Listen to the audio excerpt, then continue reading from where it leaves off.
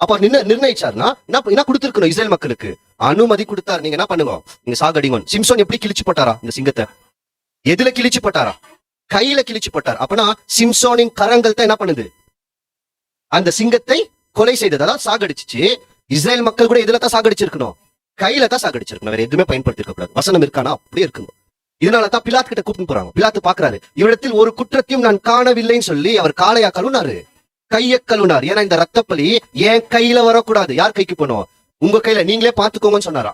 சொன்ன உடனே இஸ்ரேல் மக்கள் என்ன தெரியுங்களா பதில் கொடுத்திருக்காங்க? வாசிக்கலாம், மத்தேயு 27:25. அதற்கு ஜனங்கள் எல்லோரும், இவருடைய ரத்தப்பலி எங்கள் மேலும் எங்கள் பிள்ளைகள் மேலும் இருப்பதாக என்று சொன்னார்கள். என்ன கேட்கிறாங்களா? ரத்தப்பலி எங்க மேலே வந்துட்டோம், எங்க சந்ததிக்கே வந்துட்டோம். இப்ப யாரோட கை அந்த சிங்கத்தின் ரத்தப்பலினால் கரப்பட்டிருக்கு? இஸ்ரேல் மக்களோட கைகள். சரியா? இப்போ சிம்சோன் எப்படி கிழிச்சு போட்டாரா? சிங்கம் ஆனா எப்படி கிழிச்சு போட்டாரா? ஆட்டுக்குட்டியை போல் கிழிச்சு போட்டார். கவனிச்சு பாத்தீங்கன்னா இயேசு கிறிஸ்து சிங்கம் தான், ஆனா அவர் சாகும் போது சிங்கமா சாகல, ஆட்டுக்குட்டியை போல் தன்னை ஒப்பு கொடுத்தார். உள்ள சிங்கம் தான், ஆனா உள்ள என்ன இருக்கா?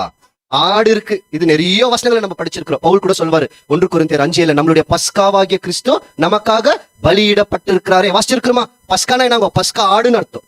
ஏசாயா 53:7 போனா, அவர் நெருக்கப்பட்டும் ஒடுக்கப்பட்டும் இருந்தார், ஆனாலும் தம்முடைய வாயை திறவாமல் ஆட்டுக்குட்டியை போல் கொண்டு போகப்பட்டார். அப்ப எப்படி இழுத்து போனாரா? இயேசு கிறிஸ்து எப்படி கொண்டு போகப்பட்டாருன்னு பாத்தீங்கன்னா ஆட்டுக்குட்டியை போல். அதனாலதான் அங்க சிங்கம், ஆனா எப்படி சாகப்பட்டதா? ஆடு மாதிரி. இங்கேயும் சிங்கம், பாலசிங்கம், ஆனா சாகும்போது இயேசு கிறிஸ்து எப்படி செத்தாருங்களா? ஆடு மாதிரி தான் செத்தார். சரி, ஆனா நம்ம ஒரு டைம் லைன் பார்த்துமே, இந்த மாதிரி 3 தடவை வந்துட்டு போறதுன்னு. இதை கவனிங்க, இதை பார்த்தா புரிஞ்சுக்கலாம். எத்தனை தடவை சிம்சோன் கீழே வந்தார்? 3 தடவை கீழே வந்தார். அதாவது முதல் தடவை திம்னாத்துக்கு கீழே வராரு, அடுத்து திருப்பி சிங்கத்துக்கு, முதல் தடவை திம்னாத்துக்கு வராரு, அதாவது கீழே வராரு. ஆனா ஒன்னும் கிடைக்கிறது இல்லை. அவர் எங்க போயிடுறாரு? திருப்பி மேல போயிடுறாரு. திருப்பி 2வது தடவை என்ன பண்ணோம்?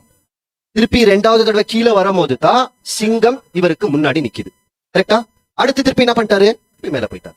3வது தடவை வரும்போது என்ன கிடைச்சிச்சு? தேன் கிடைச்சிச்சு.